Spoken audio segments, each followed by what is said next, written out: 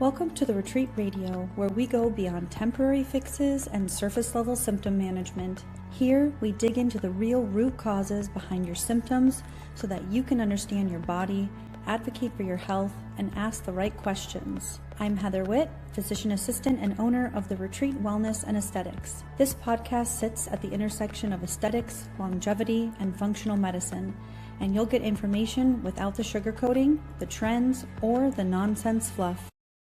Let's get into it. Hello, everybody, and welcome back to the Retreat Radio. My name is Heather Witt, and I am a physician assistant practicing in Newport Beach, California. And today we're going to be talking all about a really amazing thing that has come to the market and is just blowing up in the industry. We're going to be talking about peptides. And no, that does not just mean semaglutide and tirzepatide. We're going to be talking about all the different peptides that are out there. And what I really want to focus this episode on is really talking about more the kind of the regulations and the sourcing of peptides, because it has become very confusing and a lot of people don't know where to go to get their peptides. And a lot of people are taking a little bit of some shady peptides. I really want to give information on what peptides are, what they can do for you, where you can source them from, the different types of peptides, questions that you can be asking your provider to verify what type of peptides you're getting. And for those providers out there, questions you can be asking the pharmacies or the people who are trying to market these peptides to you to make sure you are getting, again, good quality peptides. So I don't want to waste too much time babbling in the beginning. Let's just jump right in and let's get started with this. So the most important thing that we need to address first is, what are peptides? Peptides are short chains of amino acids. And remember, long chains of amino acids are going to be your proteins, and your proteins help build and make up your muscles. So these are short chains of amino acids, and depending on what amino acid sequence they are determines what this peptide is going to be doing for you. And the really great thing about peptides and why they're so popular is that they are able to target very specific things within the body without having a more broader, widespread effect. And most of them have a very low side effect or complications profile. But I think that the biggest thing that I want to address today is sourcing of peptides, because it has just been absolutely insane in this industry with peptides. When we talk about peptides, or when you are thinking about starting a peptide, it's really important that you know what kind of peptide, or basically where this peptide is being sourced from, because not all peptides are created equal. So now there's literally a peptide dealer on every corner, including at the gym, including your mother's, grandmother's, uncle's, sister's friend. There's a lot of MLM schemes going on out there that are selling peptides. And you can get them at med spas, you can get them at your physician's office. Even doctors and providers at the hospital are now doing telehealth side hustles to sell peptides. There are many different sources of these peptides. And like I said earlier, not all are created equal. So I want to talk about the three major sources of them. These are going to be compounded for human consumption peptides. We have research peptides, which are not for human consumption. And then we have physician dispensed or raw API peptides.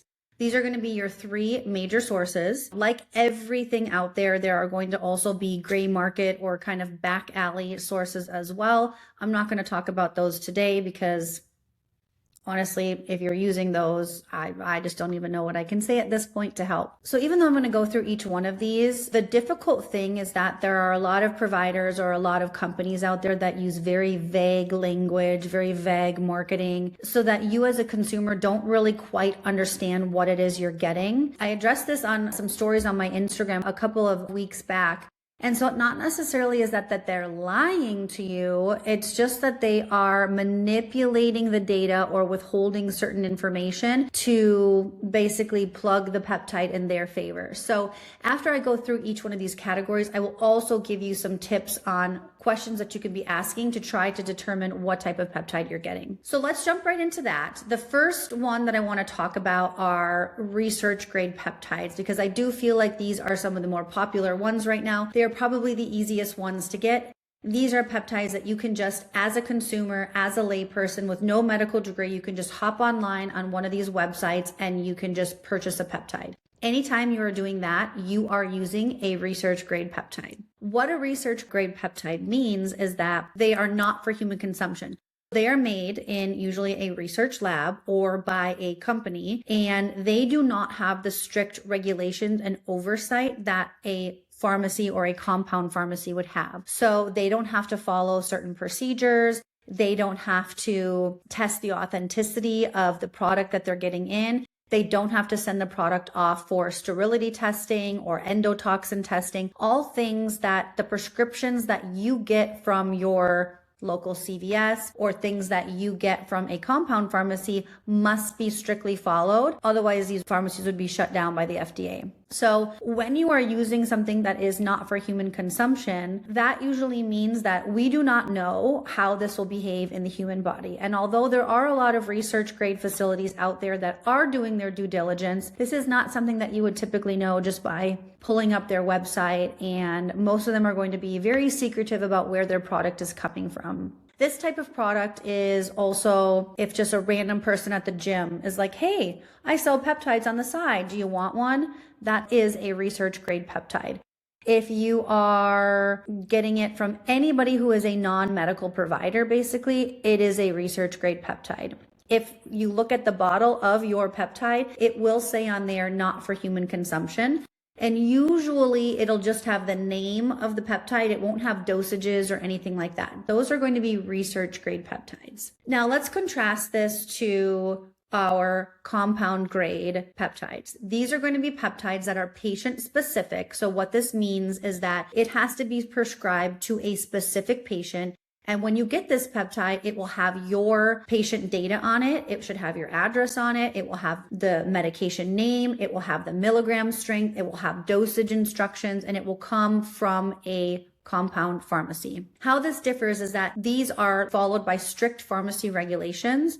And so they have been tested for authenticity. So when they get in raw product from wherever they're getting it from, they then send this off to be sure that if this is supposed to be 10 milligrams of semaglutide, let's say, that it actually is 10 milligrams of semaglutide and not 5 milligrams of semaglutide or not 10 milligrams of tirzepatide. So when they then compound the medication, what that means is that they take this raw form, which is usually a powder or a lyophilized powder, and then they add certain diluents to it, usually a bacteriostatic saline or something like that, as well as sometimes some other mix-ins. So popularly in semaglutide, they'll add in B12 or glycine or B3, and it makes a suspension or a liquid that then when you get it delivered to you, it is ready to go. This differs from research grade in that research grade comes as lyophilized powder that you have to reconstitute yourself. Where the problem with this comes in is we no longer can just generalize that if your peptide is coming from a medical provider, it's automatically compound grade because there's a new entry into the market. I have been receiving dozens and dozens of calls, probably at least a call a day, from multiple companies that are trying to sell me non-research grade peptides. But when I ask further questions, these are not from a compound pharmacy.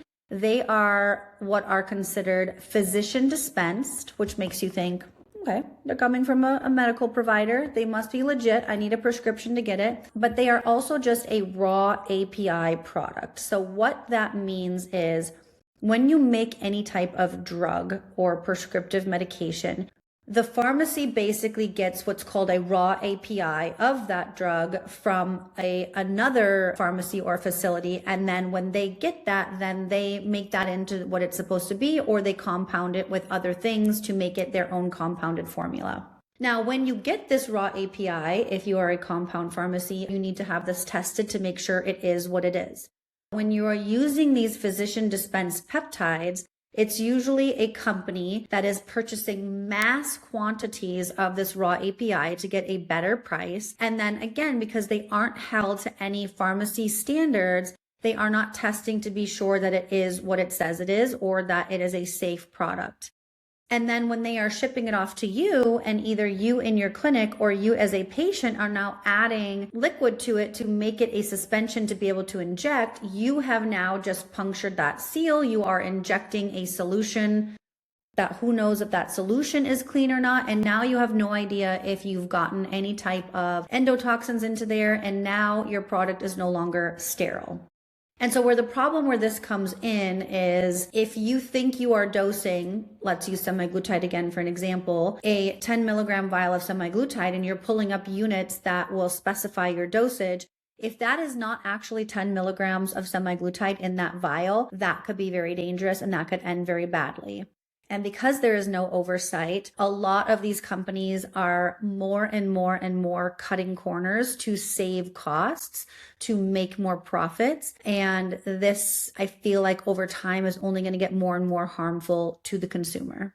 The other problem with these physician dispensed or raw API products is that if you are a provider prescribing them to your patients, I can guarantee with almost 95% confidence that your malpractice is not going to be covering those types of products. And I can tell you right away, they're not covering research grade peptides.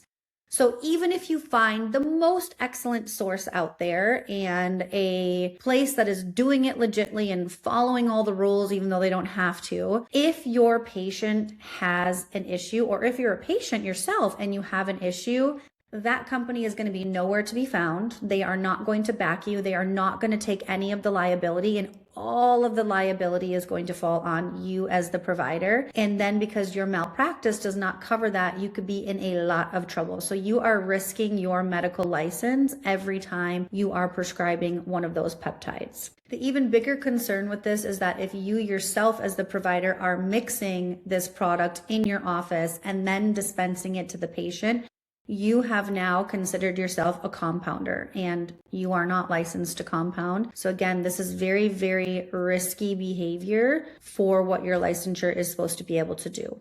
These are some of the problems with some of these other categories of products. Now, the biggest problem with all of this is that that's all great and dandy to know, but because marketing has become so skewed and so kind of manipulative in their tactics, it is really hard, not only as a patient, but also as a provider, to know what type of product you're getting. So I want to give you guys an example. So this is how these companies do it. They call me and they say, oh, we've got these great peptides. We're very competitive on price. We think you can beat what you're already paying. And so my first question is always, are you research grade? And so this is where that physician dispensed has come in and how they've kind of gotten around this. It's they say, oh, no. We are not research grade. We're physician dispensed, can only be prescribed by a physician, and we come from a US pharmacy. Initially, the first time I got this call, I was like, oh, okay, this sounds great. It's not research grade. Like, tell me more. And then they start telling me more about it. And then they start telling me how I have to reconstitute the product. And I go, well, wait, stop.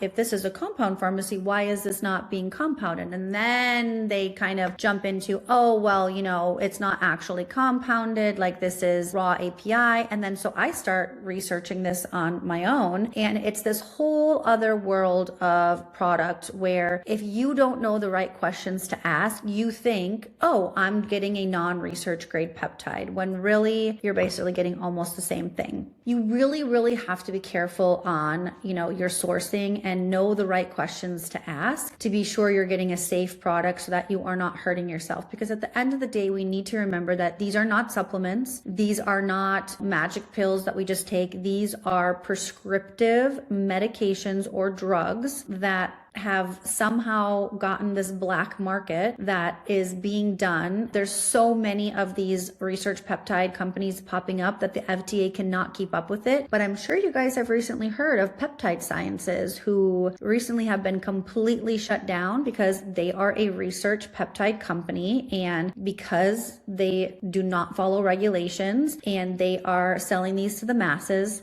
they were shut down. So I'm really glad that we're seeing some of this happen, because there have been so many side effects and bad reactions to these products. And what happens when that happens is that gets extrapolated to all peptides, when really it's these kind of back alley, not regulated, not sterility tested peptides that are causing these reactions. And then the good stuff that actually can really be helping people gets taken away as well. So I hope to see more and more of this stuff shut down so that we can get safer products into more hands.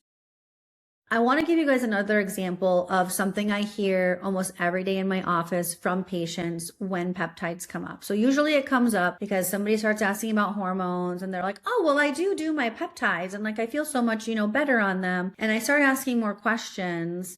And I am astounded by how many people are actually on peptides. And even though I provide medical overseen peptides in my clinic, how many people are willing to just go online to get it when it's oftentimes not even cheaper? The response that I always hear from them is, oh, well, I get it from, this guy. It's like my sister's friend and he's a physician and he kind of just like does this on the side. And he assured me like, it's not from China or anything like that. That's their response.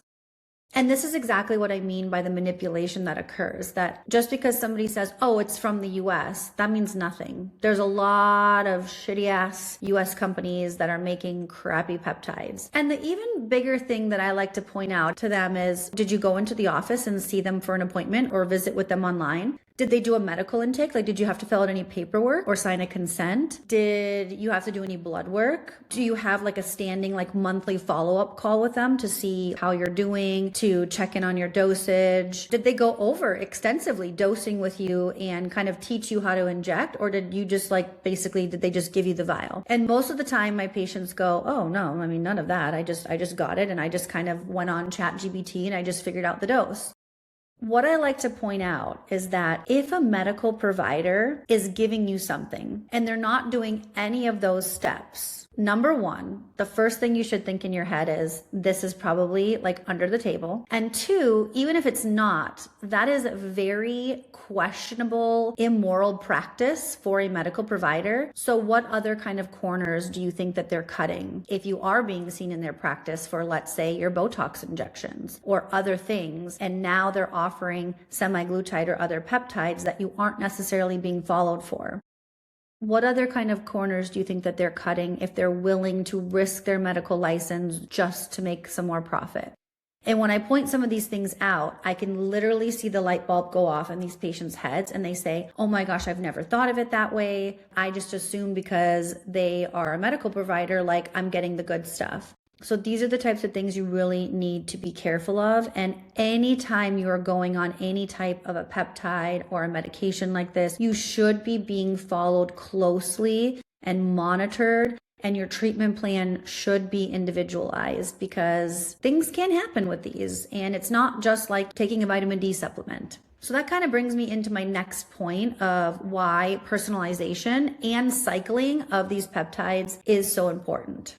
So we'll touch on this a little bit more later, but there are a multitude of different classes of peptides and different things that peptides can treat. And every peptide behaves differently. Every peptide is dosed differently. Some peptides are taken in the morning, some at night, some fasted, some not fasted. Some work synergistically together, and some should not be combined at all. So because of this, dosing, timing, oversight, all of that stuff matters and needs to be personalized to the patient. And not every patient needs to be on the same peptides because my goals of what I want or the things I need to work on for my body may be different from the things that you need to work on with your body. The most important thing when we're dealing with peptides is to personalize this to the patient, figure out what it is that they need and what their goals are. And I like to make an entire year plan for peptides at the beginning. So I know that I'm going to go on this set of peptides to start, then I'm going to transition to this set of peptides and so on and so forth. And it can become quite complex because, like I said, it's really important that you combine certain peptides together because they work better together, or do certain peptides first because they will enhance the outcomes of other peptides. The second important thing when we are dealing with these peptides is that we cycle them properly. So another common thing I see and hear when patients are in my office who are using peptides that they're just getting offline is that they've been on BPC 157 for 9 months. At that point, you are probably so desensitized to it that it's not doing anything for you anymore. So like most things in the body, continued use of them will desensitize your receptors. So the receptor that basically uptakes that peptide and then does the action that it's meant to do will become less and less sensitive to that peptide over time. So it's really important with any peptide or any stack of peptides that you take breaks from them. So I do not like to put anybody on any particular peptide besides our GLPs for more than 3 months at a time before I cycle them off and take at least a month break. Now, this does not mean that you have to just be completely peptide free for that month. It usually just means I'm switching you over to 1 to 2 other peptides for another 10 to 12 weeks, and then we can either cycle back on the original ones or move to another stack. And this gives your receptors time to sensitize themselves again so that when you go back on it, you can get fresh benefits. This is a very common thing that I see done incorrectly. And there are so many peptides out there that just staying on the glow or the clo stack all year round, you are missing out on so many other benefits of other peptides that could be doing wonderful things for you. And later in this podcast, I'm going to go over what some of those peptides are. The final thing I would like to point out here is that, as I said at the beginning, peptides are great. Peptides are amazing and they can do amazing things. And if you take a peptide just out of the blue, you're going to get some great results from it. However, if you don't have the proper foundation, if your hormones are unbalanced, if you have a crap ton of inflammation going on in your body, or if you are not optimized in other ways, or you have issues going on in your body, those peptides are not going to perform at their fullest or at their best. And for how expensive these compounds are, you want to make sure you're getting the best bang for your buck and the most results that you can. So you can take every single peptide that there is available, but if your body is not having the essential cofactors or things that you need to actually use that peptide or to get the most benefit from it, your results are going to be incomplete at best. So I always recommend that although blood work and further monitoring is not 100% necessary to clear you for the peptide itself, by doing things like labs and looking at the bigger picture, you can find other things that are going on in your body that could affect this. For instance, a very common thing that we see on our lab draws is almost every single person is severely deficient in vitamin D. Almost every person is sufficient in vitamin B12. And most people, although they're hemoglobin A1C, which is your measure of blood glucose levels over the last 90 days, is great. A lot of people's insulin is very, very high in order to get that great of glucose control. So a lot of people have insulin sensitivity issues. Most people have a lot of inflammation going on in their body. And so when we see these things on labs, these are things that we can also be treating to optimize so that, again, those peptides will be working better and not having to fight against all of these other deficiencies and hormone imbalances going on in your body. This is why I say that if you are choosing the path to get your peptides from a medical provider or a medical clinic, if you are not being fully evaluated and you are not being offered labs, you can pretty much guess that they are cutting major corners and just trying to profit and jump on the bandwagon of what peptides are, and that they don't actually really know the in-depth science of them and really how to optimize your health to its fullest. Let's move on. I want to jump into the patient side, questions that you can be asking your provider to help yourself to see what kind of peptide you're getting and make sure you're getting what you are paying for. With this list of questions, if your provider is either 1, unable to answer any of these questions, or 2, gets defensive with any of them, or is like, well, not exactly, and tries to roundabout answer it, you can pretty much guarantee this is not a compound grade peptide, and in my opinion, you should run. So the first question you can ask is this peptide sourced from a 503A and or a 503B pharmacy in the United States? Because if it is from a raw API source or a company or from a research lab, right away that answer to that question is going to be no, or it's going to be some roundabout thing. This is a simple yes or no question. You can also ask, can you provide a COA or a certificate of analysis or a certificate of authentication? What this is going to do is it's going to confirm the purity of the product, the potency of the product, the sterility of the product, and that the product is what it says it is. If they don't know what that is or they're not able to provide it, again, it's probably not from a good source. Another question is the peptide pre-compounded and sterile, or is it being mixed in the office, or do I need to mix it at home? Now, this question right here, they could lie. They could mix it in office and just say it comes that way. But the biggest thing is that when you get your vial, most of the time it should be shipped to your house. We can get it shipped to the office, so that's not always a giveaway that it's not a good product if it's dispensed from the clinic. But if it does not have your name on it, it is not a compounded prescriptive grade 503A pharmacy peptide. It is likely a raw API, physician dispensed peptide, or it is a research peptide. So somewhere on that packaging should be your name.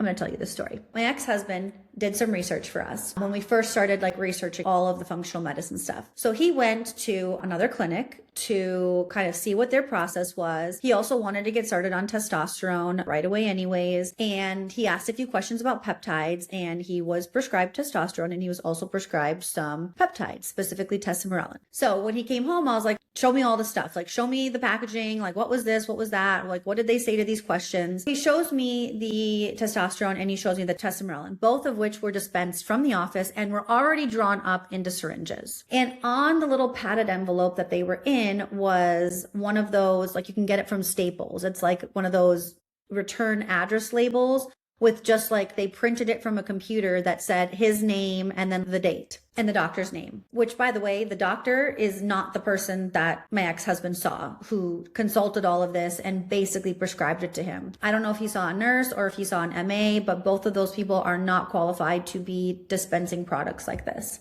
Moral of that story is that that is not a prescriptive label. That is a label that you just printed from your computer to have the patient's name on it. Everybody knows what a prescriptive label looks like. You should see that somewhere on your packaging. It is not necessarily always on the vial. It's usually on the packaging that the vial is in, but you should see that. And if you do not, that is not a compound grade peptide. Unfortunately, you wouldn't know that until after you order the product from them. So that's kind of a way that you could know after the fact. But getting back to some questions you can ask beforehand, you can just straight out ask, is this a research grade peptide? If they say no, you could continue on and ask, is this a raw API or physician dispensed peptide? You could ask them, what labs are you going to monitor during my therapy? Do I need to do labs? And then finally, you can simply ask them, how is this peptide going to be cycled or dosed specifically for me and my needs? If they come back with just, oh, well, we start everyone at this dose, or this is just what we do, or everyone takes it in the morning. That is true for some peptides, but there should be a little bit more of an explanation on how they are going to be monitoring you throughout this process to make sure that if anything is going wrong, that they will catch that immediately. So on the flip side, here are some questions that you as a medical provider can be asking whatever company or pharmacy is approaching you with peptides that they want to sell you. So first and foremost, number one question, are these research grade peptides? Again, it's a simple yes or no. If they start giving you some explanation or going around in circles, in my book, out, red flag. It's simple yes or no. Are you research grade or not? If they are physician dispensed, they are probably going to launch straight into, oh, these are physician dispensed. Oh yeah, they're not research grade. You don't have to worry about that. So the next important question to ask is, are these pre-reconstituted from a compound 503A pharmacy, or are these coming from a raw API source that I have to reconstitute in my clinic? Again, it's a simple answer. If they start trying to go on tangents and provide you this long-winded explanation, for me, it's out. Simple yes or no. When these peptides are being done correctly, they should be able to stand behind that, and they don't need to have these long-winded explanations of what their product is. The next important thing is asking them, do you have certificates of authentication, and can you provide them to me? If they do not want to provide them to you, or they start saying, oh, we have them for some of the peptides, not all, out. They should be able to have certificates for every single compounded peptide that they have. And if they can't provide them, you don't want to be messing with it. You can also be asking them what source they are still getting that raw API from to compound it then. Again, if they're being secretive or weird about giving that information, that's out as well. The FDA has actually released something called the Green List, and this is a list of pharmacies that have been approved by the FDA to provide raw API sourcing. And so again, if that compound pharmacy is sourcing from a good green listed source, they should be happy and forthcoming with wanting to tell you that information. So those are some of the questions that I always ask when somebody is calling me and is on the phone with me. But honestly, most of the time, if somebody is reaching out to you, it's probably not a compound grade. That's going to be a pharmacy that you're going to have to reach out to directly. Now, something I want to point out here really quickly is that I live in the state of California. And if you are somebody who lives in the state of California, it is extremely difficult to find sourcing for good compound grade peptides because in general, regulations in California are very strict. I have trouble even getting methylcobalamin into California. NAD, glutathione, those are all very difficult things, and those aren't even peptides. Those are vitamins. So if you are getting peptides in the state of California, even more so, I urge you to really do your due diligence in finding out where the sourcing is coming from to make sure you are being safe. Some of the other states out there, if you're listening from other states, they have a lot more easier time and a lot more compound pharmacies that you're able to get this stuff from. So just kind of know your state and know that every state is a little bit different. All right, I want to wrap things up now. I was going to kind of go through some of the different categories and types of peptides. However, we're already kind of getting up there in time. So I'm going to save that for another podcast just so we can really dive in deep and learn about all of that. But in general, just in closing, peptides are something that's very exciting and can do a lot of really amazing things for the human body. However, we have to remember that these are drugs. These are not supplements. These are not fitness trends. These are not fads. These are not something to just be taken lightly.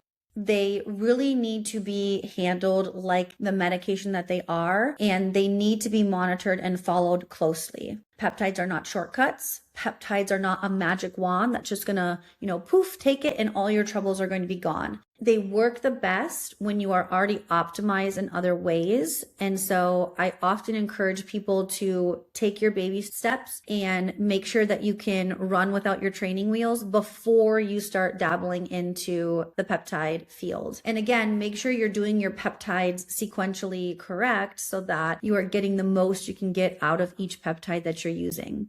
The right peptide in the right dose from the right source from the right provider who's monitoring you appropriately can have immense benefits to your metabolism, to your recovery, to your longevity, and to your overall health.